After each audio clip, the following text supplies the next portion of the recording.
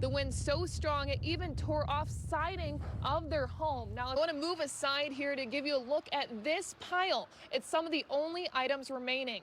Down by this lettering, there's still some of that red spray paint that has been left behind. This used to be used for cars, and now it's being used for bicycle traffic. Now it's also pushed that parking away from the curb and out towards the street, where that does not mean beachgoers can still use this side, as it will be blocked off. I'm standing in this massive pothole. You can really see the size of it, and they are just about everywhere you turn in this parking lot. And I'm going to take a measure right now to see how much we have. About 3.5 inches of snow. We saw tree limbs just like this scattered all across yards. So many people have been flooding in here all day long. I'm going to step aside so I can give you a live look. Look at how busy it is inside this bistro. People are going up and down the aisles. And let's bring over that chicken. We're going to have him give a try. Your chances of holding that winning ticket, 1 in 302 million. But it's still a very active scene right now. As you can see, a very heavy police presence. The war between Israel and Hamas continues to intensify, as do the calls for a ceasefire. At around 4 o'clock, there were several KDPS officers at this White House behind me here.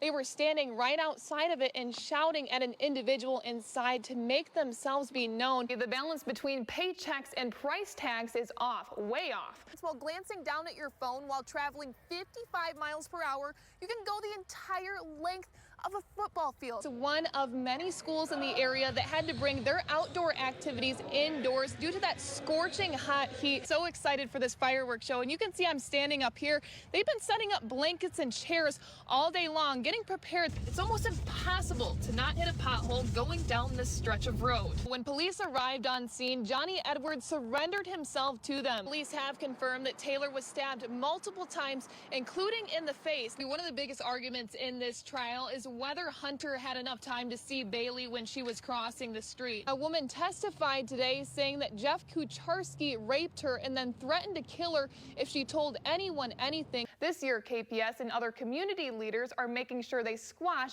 any obstacles between students and their education.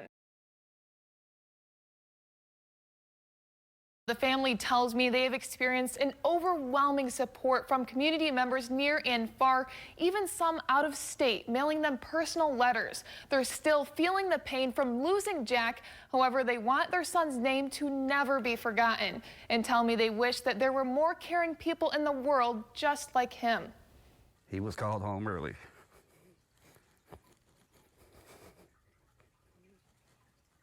I don't know why, but he was. It's been rough. I mean, we lost our son unimaginable. You're not supposed to bury your kids. Jack offered 2 boys a ride on his way home from his girlfriend's birthday party on a cold February night. He was trying to be kind, and I got him killed. The 14 and 13-year-old tried to steal Snyder's car. Instead, he was shot and killed. I can just see, you know, when all this happened, it was instinct. He's strong, and I could just see that, you know, he probably figured he could, once he seen that gun, he could stop it, and he couldn't. Teresa, Jack's mom, tells me she remembers his last words to her. And then he called me, which he doesn't normally call me. But he called me, and I don't know, good night, and I love you. How was the party? I talked to Marilyn, I talked to him. It was a nightmare for the Snyders when police delivered the news. They said something about Jack, and I said, is he okay? And he said, Kevin, Jack is deceased, and it's a homicide. Bam, right there, we lost it. It's been 41 days. After he had passed, we started hearing all this stuff of people who he had helped and changed. We figured out that he really was built different. We kind of want to push that and have other people be built different and not be afraid to help others. It hasn't gotten any easier on the family. This is Jack's room. Yeah. Untouched. Do you like the shoes, the boots, everything's in its spot? Photos, signs, crosses, and candles displayed in their house to honor his legacy. That's what we got. It's pictures and memories. The family fighting back tears, recalling fond memories they shared. Mom, you said this was your favorite photo of him. One of my most favorite pictures of him. That was the last dance, I think. He always wore a bow tie. Yeah. Never a regular tie, it was always a bow tie. Jack's family demanding justice for this loss. These kids, they in some stupid way, somehow probably justify this thing. And I tell you, I hope they rot. Jack applied to several colleges and wanted to attend Grand Valley State University, according to his parents. Justice Chimner, the 14-year-old who shot Jack, is charged as an adult and scheduled to be back in court for a preliminary exam on April 14th. Sandy and Jessica, the governor is planning on building 10,000 housing units across the state this year. Now you can see several Kalamazoo residents have been gathering right outside City Hall, really demanding for more affordable housing because of this huge housing crisis. I want to step aside to give you a live look. You can see them chanting, lined outside at City Hall here. Several different signs that they've created saying rent is too high. ARPA funds are for the people, people before profit. Fund housing, not festivals. Really all these just to demand more affordable housing. What they really want is for city officials to use the rest of their ARPA funding to go towards affordable housing to address what they're calling a housing crisis in Kalamazoo. They've been standing out here for about an hour now. You can still hear them chanting here. The city has over $1 million in ARPA funds they have to designate by the end of this year. Michiganders are feeling the pinch in their pocketbooks, as the majority are living paycheck to paycheck, according to the Michigan State Housing Development Authority. It's no secret that Michiganders are struggling to find affordable housing, and we know that you brought this up at the State of the State, that there needs to be more. How do you plan on achieving this? We have been focused on building out affordable housing all across the state. This is not unique to Grand Rapids or Traverse City or Detroit or Marquette. It's everywhere that we need to build affordable housing. The governor telling me the plan is to build or rehabilitate 10,000 housing units across the state. Half of our housing stock is over 50 years old in the state. And so we've dedicated $1.4 billion to affordable housing. We're trying to move as quickly as we can, working with developers and communities to make sure that they've got the tools and resources to meet their unique needs. Mishta helping to make the vision a reality. Her challenge to Mishta of creating 10,000 new housing units over 2024 is a challenge. I think we're up for meeting that challenge. The majority of the funds for this massive project will come from the federal government, the governor not detailing where she's getting the rest. Is this something that taxpayers will have to cover? No, there are no new, resources needed. We're able to do this within the budget that we are projecting right now. How much will those homes cost a future buyer? It's so hard to answer your question. It depends on what the apparatus looks like for building it. According to Mishta, since 2010, Michigan home costs have shot up 40%, while wages have only slowly increased to 14%. Whitmer says a proposal in her 2025-2026 state budget, giving every high school graduate the opportunity to learn an associate degree at a community college tuition-free, will help bridge the gap. By taking that financial barrier away, giving people this opportunity, they'll earn these skills, they'll earn a higher paycheck, and that's a great way that we can help address that need. The governor says this is not a one-size-fits-all project, saying there will be different rates for Michiganders based on their income and also where these homes are built. In Kalamazoo, Autumn Pitcher, News Channel 3. Residents in Marengo Township are still shaken up over this tornado. Now, we saw extensive damage all throughout the day today. We're actually on a homeowner's property right now where their belongings have been scattered all across their yard. Now, you can see this pile here with a little kiddie pool. It's really hard to make out the items that are in the pile. The wind's so strong it even tore off siding of their home. Now, if I step aside here, I'll give you a look at this. What is this, may you ask? This is a greenhouse. It used to be a greenhouse. Windows busted out, again, siding torn off, and again, this tornado so strong, it's left their belongings all in pieces. I woke up to the house shaking. Jeff Thomas living through a nightmare, a tornado crossing into Marengo Township, tearing off the roof of his home in the middle of the night. Rain was pouring on me, coming through from where the roof was. His garage a total loss, siding in the trees, other valuables tossed into the street. As crews clean up. Out of that was stuff handed down from my grandpa, antiques and stuff like that. You can't replace that stuff. Wendy Crow, her husband and 2 kids live down the road on 20 Mile. You feel like you're on an airplane because there's so much pressure in your ears, and we're all looking at each other like, do you feel that? The tornado ripping through the Crows' home while they took cover in the basement. Wendy in disbelief of the damage before her eyes. We went out on the deck this morning and looked out in the daylight, and you're just like, oh my God. You know, it's just overwhelming. The roof and siding torn off. The couple owns several sheds. Only the framework and a wood pile left behind shows proof they were there. The Crows' personal belongings found scattered a mile across their land. Wind so strong, leaving dents in their cars. This was hit. I don't know if it was hit by a tree or wood. I don't even know. The storm did spare something close to the family, the sheep on their farm. To think, how did they even make it? You know, you go out there and they're walking around. The 2 baby lambs are just, you know, running up to you, and you're thinking, oh my gosh, how does that even happen? The Crows and Thomas both lost their power today, saying it's been a challenge to figure things out because they've been working in the bitter cold. Now, we do know that investigators are still looking to see if there were other possible tornadoes throughout West Michigan. In Marengo Township, Autumn Pitcher, News Channel 3.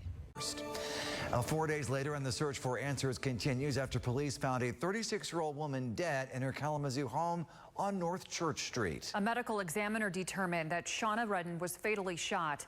Police are now investigating her death as a homicide. News Channel 3's Autumn Pitcher spoke to a woman who made that 911 call, saying that she feared for her family's safety. Autumn?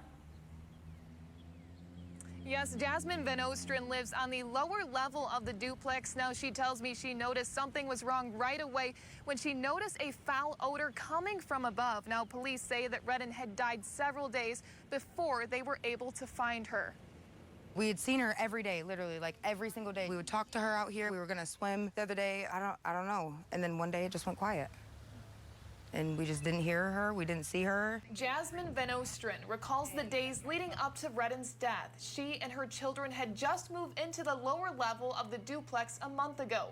She says that's about the same time she met Redden, who lived on the upper level. You said you were going to do a bonfire with her. You were looking to spend more time with her. She was really fun and outgoing, and like she was just a happy person. She was always smiling and upbeat. What was running through your head when you finally knew that she was gone? Just how is this happening? How? A few days earlier, Kalamazoo police showed up for a welfare check with Redden's family members who hadn't seen or heard from her. At the time, police did not go in. They didn't even know she was shot because they waited so long. They waited 4 or 5 days. However, KDPS Captain Scott Van Der Rendy says officers have to follow protocol before entering. We can't just go into every house that we get sent to. We have to do our own investigation, independent, articulate some facts that establish the immediate need for us to go in and render aid or help. After a couple more days, Van Ostrin and her sister encountered disturbing signs. I knew it was something dead.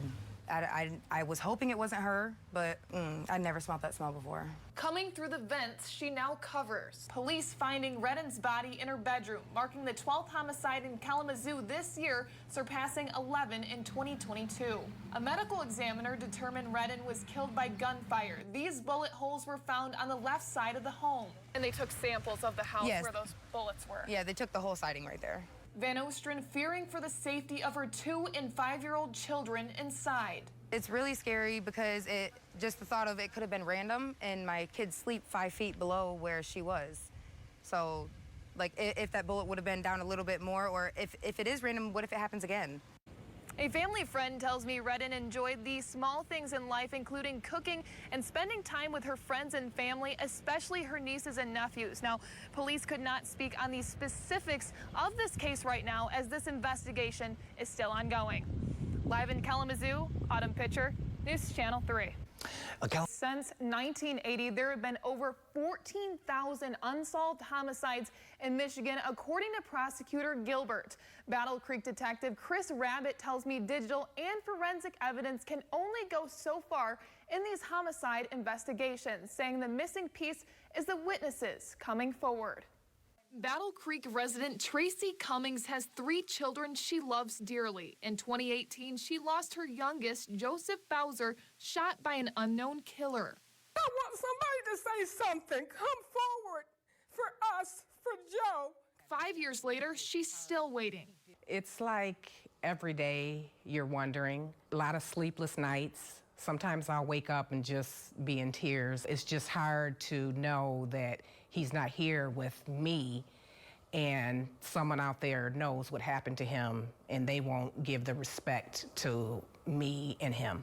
We need that community cooperation, that community information to take that further because the evidence just doesn't get us to where we need to be. Cummings is not alone. In Battle Creek, there have been 57 unsolved homicides since 1968. And that's something that our investigators take to heart. Battle Creek Detective Chris Rabbit says the holdup on many cases is uncooperative witnesses. Witnesses not coming forward can be that deciding factor in a case going unsolved. They say something of, oh, I just didn't think you would need my information. Kalamazoo Department of Public Safety Chief David Boyson says oftentimes it's the fear of retaliation.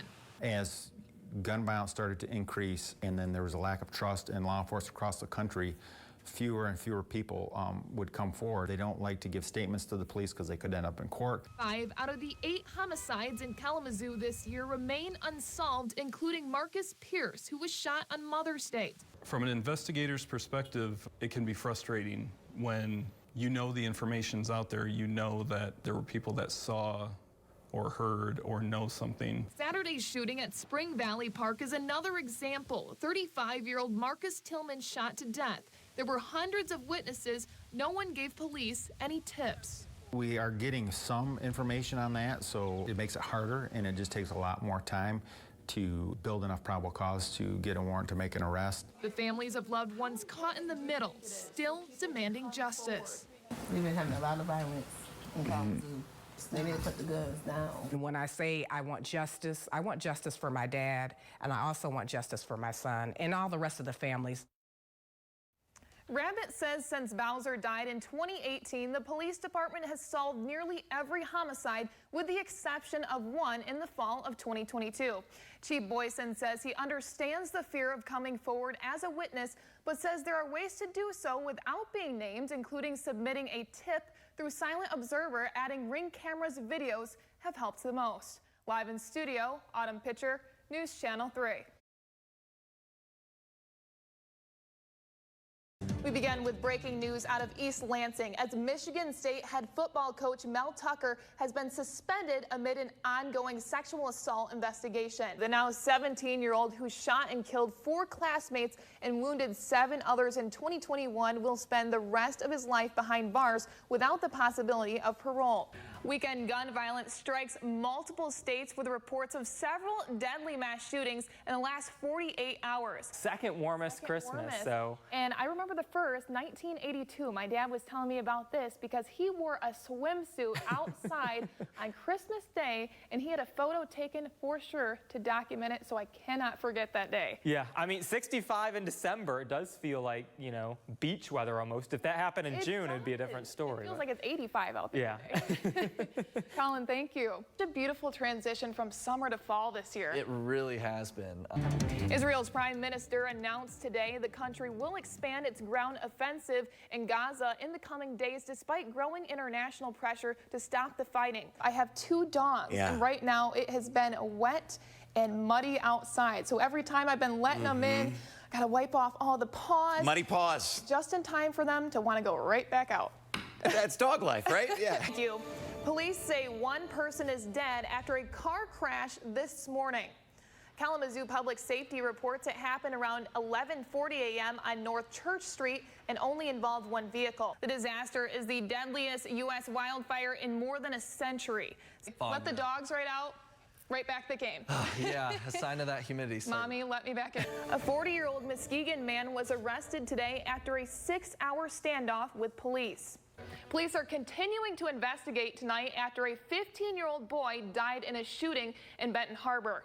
Benton Harbor Public Safety say it happened yesterday around 2 p.m. at a residence on Brunson Avenue. In Calhoun County, a motorcycle crash has left 1 dead and another injured.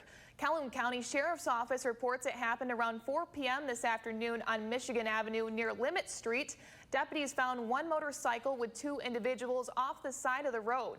Medical officials attempted to save the passenger, but the person was pronounced dead on the scene. The ongoing strike between Hollywood writers and the studios could be nearing an end. The WGA and the association representing the studios were set to resume talks today, and industry trades say they are close to a deal. I love this time of year because it's still warm and you get to see the changing colors of the leaves. It's that perfect time. You get the best of both worlds. Another bonus, the bodies of water, lakes, they're still pretty warm right now. One person is dead after a collision in Kalamazoo this morning. According to the Kalamazoo County Sheriff's Office, it happened at the intersection of Douglas Avenue and West C Avenue at around noon today. Deputies say a pickup truck attempted to turn left onto West C Avenue and hit a motorcycle heading south on Douglas.